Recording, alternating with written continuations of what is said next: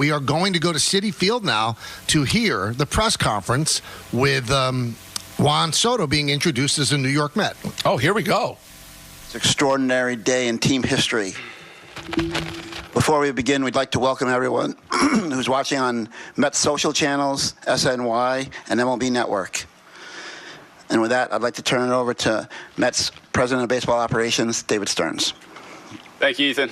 And thank everyone for coming today on what is a special day for our organization as we welcome Juan Soto and his family to the Mets. To get to a day like this, it takes a lot of effort on the part of a lot of different people. I first want to thank Juan for his sincerity and authenticity throughout this process. His agent, Scott Boras, and Boras Corp. For their tireless work to facilitate this agreement. And our owners, Steve and Alex Cohen, for their persistence and unwavering commitment to this pursuit. Juan's performance on the field, his accolades, his talent speak for themselves. His consistency at such a young age is nearly unprecedented in the history of baseball. His impact on a lineup matches that of any player in our game today. All of that is really important, and all of that is going to help us win a lot of games. But what made this match so right is that throughout his career, Juan has embodied the fun and focus, the energy and passion that reflects our values as an organization and a team. We're thrilled to bring Juan into our team. We're thrilled to bring his family into ours. And we're excited to continue to collectively build an organization that allows us to compete at the pinnacle of our sport on an annual basis. And we're confident that Juan's going to be a very big part of that. With that, I'll turn it over to Steve. Thank you, David. This is a huge day for the Mets. I'm just incredibly excited. I want to reiterate, welcoming Juan and the Soto family to the Mets family. I want to thank Juan and Scott for believing in what we're building here. That means an incredible amount to me and Alex. I want to thank Josh, my son Josh, for contributing a phenomenal video. I want to thank my father-in-law, Ralph, who flew cross-country at 93 years old to be part of that first meeting, and really appreciate that, Ralph. And then I want to thank Alex for, she's finally getting the recognition for what she does for the team and for families, and makes this a family-friendly environment at the Mets. I'm so happy we got there, Juan and Scott. It wasn't an easy process. Okay, I mean, there were moments when, there were so many emotions. It took about 10 days, and just so many emotions to get to where we got to. But I always say it's not how you start, it's how you finish. And we got there. So, I'm excited by the Mets' future. I think this accelerates, our goal of winning championships. I'm elated. I know the fans are over the top. So let's go, Mets.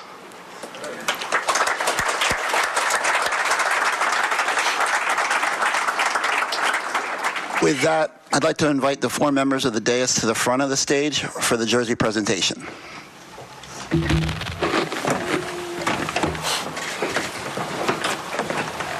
To take pictures now with Juan donning the number 22 Mets jersey, which he insisted on keeping. It's a number that's important to him. You heard Steve Cohen, you heard David Stearns, and we'll hear from Juan Soto in just a moment. Probably Scott Boras as well. It's a big day, obviously, for the Mets. They got one of the premier hitters of all time. And the one thing that I continue to push back on is like people trying to spin a narrative, well, this will end up being good for the Yankees. Well, only time will tell if it's good for the Yankees. I just don't think that you could lose a player like Juan Soto and say it's good. Now, you have to make it into a positive, but losing a player like that is never good, no matter how you spin it. And the Yankees wanted him. They offered $760 million, and they didn't get him. So I'm sure that this is a painful press conference for people in the Yankee organization to have to endure. But that's the way it's going to be. For 15 years, Juan Soto is going to be front and center, 8.5 miles from Yankee Stadium. Let's go back to City.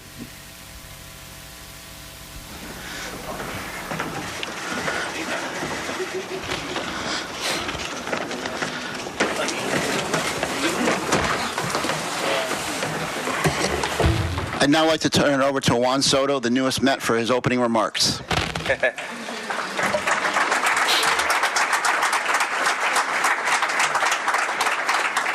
Well, first of all, I want to thank the Cohen family for making me be part of the Mets organization. Definitely Steve, Alex, you guys make it possible.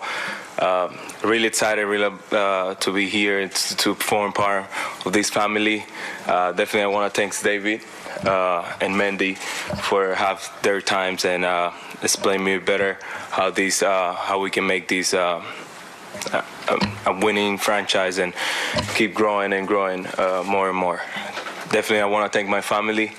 They were the number ones. They were right there every day since day one, believing on me, cheering for me, and being there in every step that I take in my life. And definitely in one of the biggest ones that I just made. And I'm more than excited to share this with them and to move forward from here. Definitely thanks Scott for all the knowledge and everything that you gave me, all the information and stuff to help me out to go through all these stuff. And the Boras Corporation, you guys were amazing. I think you guys are the best of the best. Definitely, you aren't my agent anymore. You guys are my family still. And then we're going to take it out all the way until I'm in my grave. So really happy for that and more than excited to be here and part of all this stuff.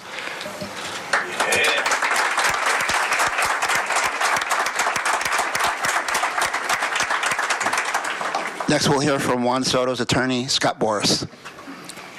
Thank you. Our hope always is that you can provide a player with insight and information so that he can make the most informed decision. And Steve and Alex and Grandpa, Josh, I thank you all for letting Juan and his family know who you are, apart from the business of the game. David, great appreciation.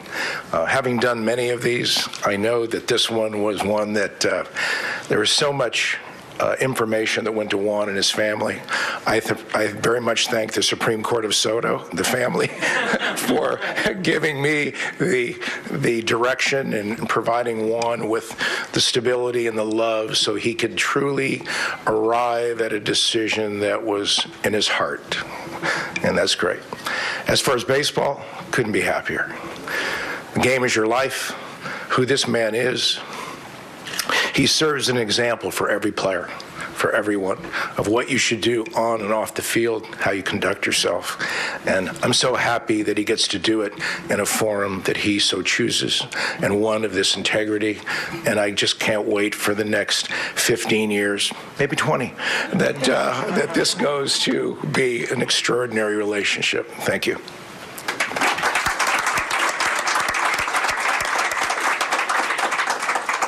At this time, we'll open it up for some questions. There are various microphones throughout the room. Please raise your hand. Our first question is from Steve Gelbs. Juan, first of all, congratulations. You guys were just talking about all the information that came through. What, at the end of the day, pushed the Mets over the top? Why did you choose the Mets?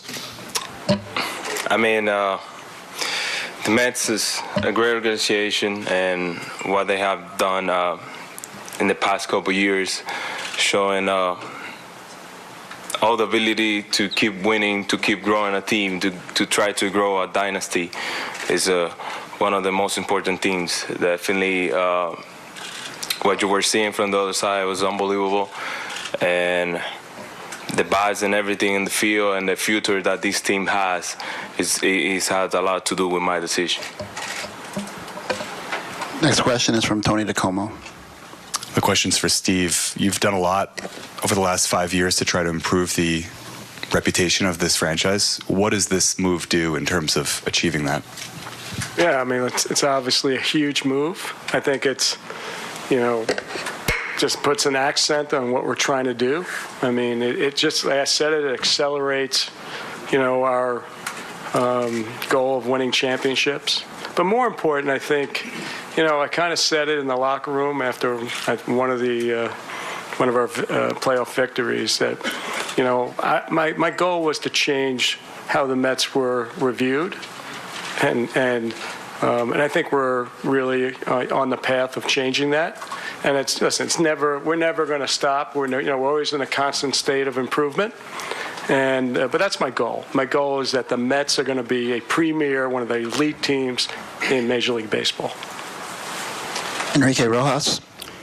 Juan Soto bring more Spanish to Citi Field. Juan, en español, primero lo que siente de ponerte la camiseta de los Mets y que finalmente sabe que va a estar con un equipo más allá de un año, más allá de una temporada. Se siente muy bien formar parte de esta organización. Yo creo que, gracias a Dios, todo lo que hemos visto en los papeles y todo lo que nos enseñaron antes de fue muchas cosas buenas, muchas cosas positivas.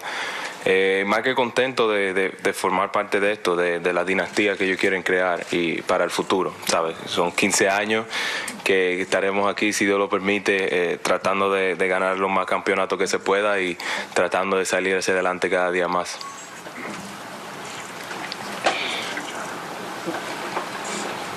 Enrique, pass the mic here. Johnny Trujillo. Junior, además de la amabilidad de Steve Cohen, de Alex, Rafa que está aquí, Josh, de toda su familia, de David y por supuesto también de Scott. Parte de que tú llegaras aquí es porque lo que tú querías se te aceptó, pero además podríamos decir también que es la confraternidad, el intercambio que tú has tenido también con la diáspora, con los latinos, no solamente dominicanos aquí en Nueva York. Yo creo que al final del día me han tratado demasiado bien la comunidad latina aquí en Nueva York. Ha sido un increíble trato. Desde el año pasado siempre estuvieron ahí dándome el apoyo, contento, siempre enseñándome, dándome el cariño, tú sabes. Somos dominicanos y nos sentimos bien de formar parte de eso. Yo creo que la ciudad de Nueva York es una de las mejores ciudades para una persona viniendo de la República Dominicana, porque el cariño y el aprecio que se da, y no solo la República Dominicana, sino cualquier latino, yo creo que tiene mucho que ver con la ciudad de Nueva York. Cada vez que llegan aquí se sienten bienvenidos y se sienten como en casa. Tim Healy. Juan, a couple of weeks ago when you met with the Mets for the first time, what impression did you get of them, and what did you think of Steve's house in L.A.? The house is pretty nice. It's really, really nice. But definitely, what they showed me and how the organization runs things and how they're gonna manage things and how they look at their future, I think it was one of the things that opened my eyes a little bit more. What they've been constructing and building to take all the way up to 15 years, 20 years, you never know. But definitely that was one of the things that opened my eyes more, how hungry they are to win a championship and to want to make a dynasty in the New York Mets. Well, that is, we wanted to certainly cover the beginning of the press conference. If anything of import comes out of the rest of it, we will certainly relay that to you. But no surprise. The only thing that is a little curious to me, both Boris and now just Juan mentioned 20 years. So I don't know if there's a tacit agreement that he's going to be part of the organization when he's done, or maybe he plans to be Tom Brady. I'm not quite sure, but they both mentioned 20 years. 15 is not enough, though, is it? Come on. The other thing I noticed, and listen, I don't know him, but family was mentioned quite a bit in the beginning, and not just his family, but just like how I think Steve even dropped family-oriented.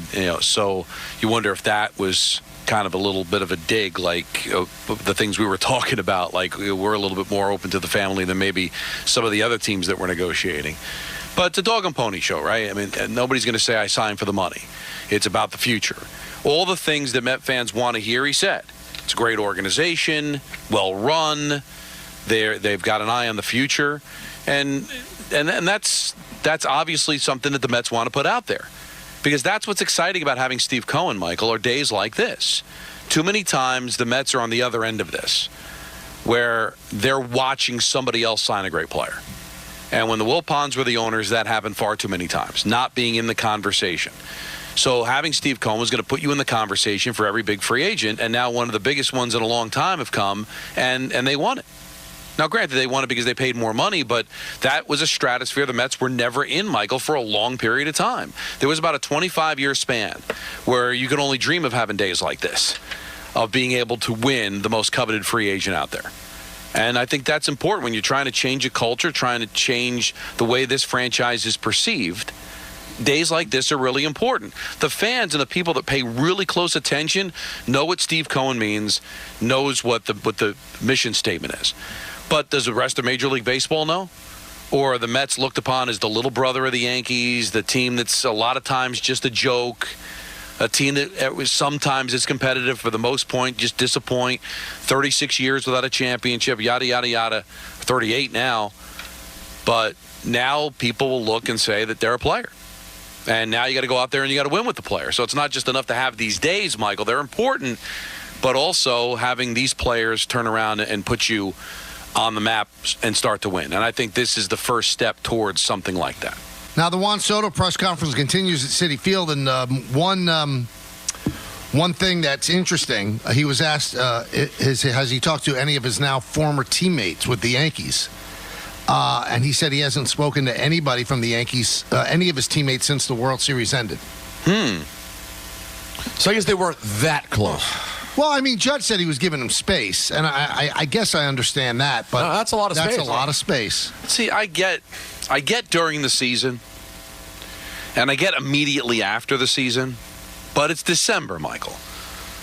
Would it kill Judge? Would that be not giving him space if you made a phone call on December 1st, said, hey, bud, just wondering how it's going, and just want to let you know how great it was here this year with you.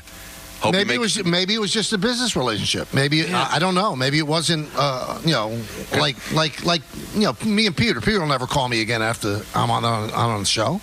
That's just not true. This does feel very modern Yankees, though. Also, David Stearns, the GM of the Mets, and you cannot rip me for a sour grapes comment here. He said that Soto is a league average right fielder, and Soto agrees he's committed to continuing to improve his defense. Let me tell you, and I've been saying this the whole year, even when he was wearing pinstripe, he is not a league average right fielder. He's below average. And it's going to be worse in right field than Citi Field.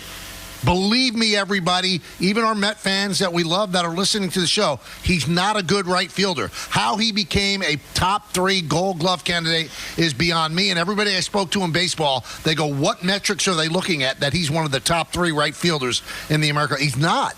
He is a below average right fielder with an above average arm.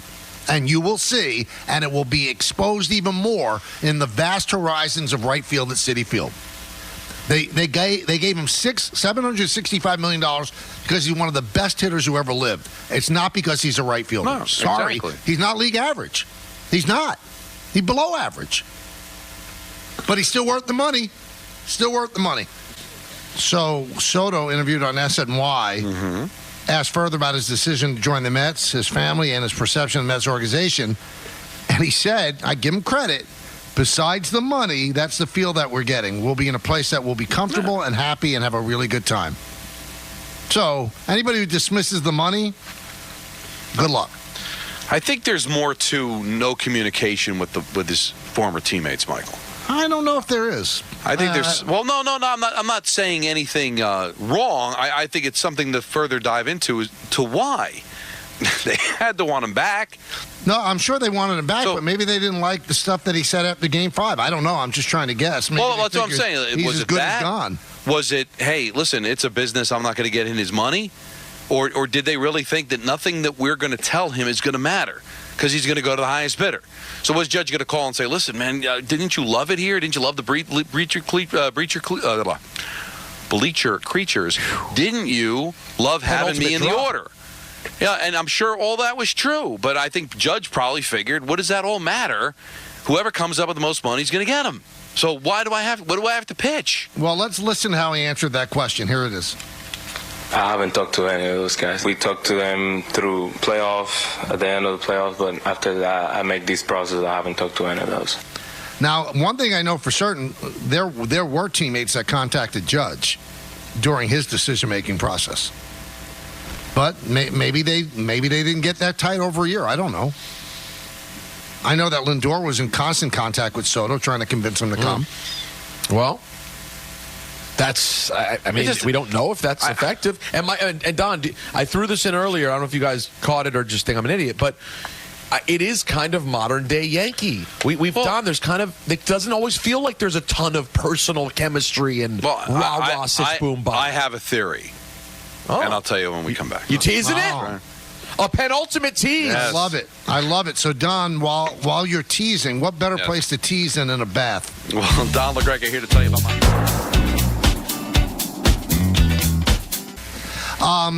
Juan Soto, still speaking at Citi Field, was asked if he had a message for Yankee fans. I want to say thank you. I actually just want to say thank you to them. They really showed me all the love and everything that they have last year. They were right there day in, day out. They really have a spot in my heart at the end of the day. You know, tough that we couldn't get it together and try to be back and stuff like that. But definitely, I always going to appreciate what they did for me in 2024. Yeah, it's the right thing to say, but you know, when the Mets come to Yankee Stadium in May, destroyed. He's going to get destroyed. Which, listen, I get it, but he went and took the money, and you can be mad at him for how he handled things at the end of the World Series, but it was honest and it ended up being true. So, did you want to get teased? Did you want to be led, in a different direction than it was actually going to happen? But back to why no communication with his teammates. It just seems odd to me. Even if nobody made a pitch because they knew it wouldn't matter. You were with them for an entire season. You went to the World Series. Nobody reached out. Hey, good luck in free agency. It was fun working with you. It's a little. How's the back of your belly? Forget about reaching out afterward. That they know. I know giving him a space, but it's a little odd. I'm going to dig into that because that doesn't quite make sense. Well, the only thing that makes sense to me, and see if it makes sense to you, is it possible that Soto knew there was a very good possibility he was going to be one and done, and just didn't want to get close to anybody? Like, why am I going to get close to everybody just to end up having to leave at the end of the day? If I sign a long-term deal, great. Then I'll start hanging out with you, being buddy-buddy with you. But, he's a Merc, Michael. This is going to be his fourth team in a very young career. 8 years? And he's going to seven. He's playing on his fourth team. So maybe he's like, I'm not going to get too close to any of these guys because I might be gone. But even if they're not like buddies, right? I mean, it behooves the Yankees that he comes back. I mean, they must know that. I mean, why wouldn't the present Yankees have just checked in via text? Hey, thinking about you. Hope you make the right decision. What'd you say, Anthony? Juan actually was asked if he has spoken to Judge, and he goes a little more into detail about whether he has or hasn't. Do we have that? If you're interested. Oh yeah. Let's listen. I haven't. You expect to?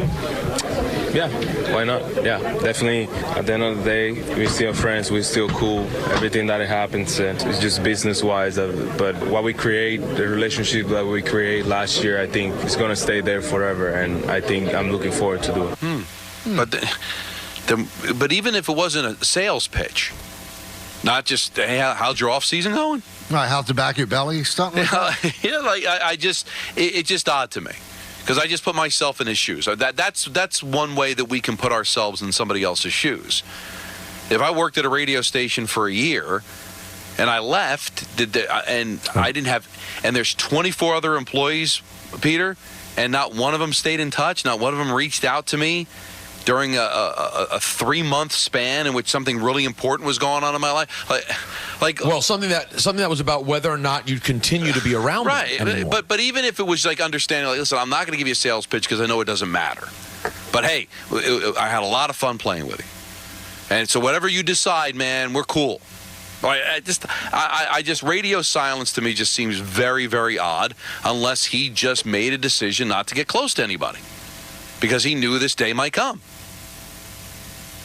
It's certainly up there for debate, everybody, because that seems a little odd that nobody reached out. Now, obviously, Boone went to the meeting, and a lot of Yankee executives were there, but it's a little questionable. Let me ask you, Michael. Should Judge have gone to that meeting? No, but Judge said he wanted to give him space, but I'm sure if you asked Aaron, people did contact him when he was a free agent. All right, I just look at it. Judge is a major part of what the Yankees are now. He signed a long-term contract with them. Like, I'm not saying he's a bad guy for not going, but if you're the Yankees, if you're bringing Hal and you're bringing Boone, like, wouldn't you bring Judge? He's your captain. He's the guy that's under contract longer than anybody else. You've made him a part of every process. Would that be something Soto would expect to see? Should Judge have made an effort to go? He's not just a player. Yeah, it's again. I'm kind of flying blind on this. The fact that no one contacted him is a little odd. I'm taking. The reason we bring it up, Michael, it's more than a little odd. But I don't know. Maybe he doesn't get close to people. Maybe he's not a guy that likes dealing with the phone. I don't know. Maybe he told everybody, "Listen, leave me alone. I don't want to be bothered this." Yeah, but why wouldn't he say that when he's asked about it? Because it makes him look like a bad guy if he said that. But I got to be honest with you, it does it. But the other side of it makes it seem like, well, nobody reached out to you.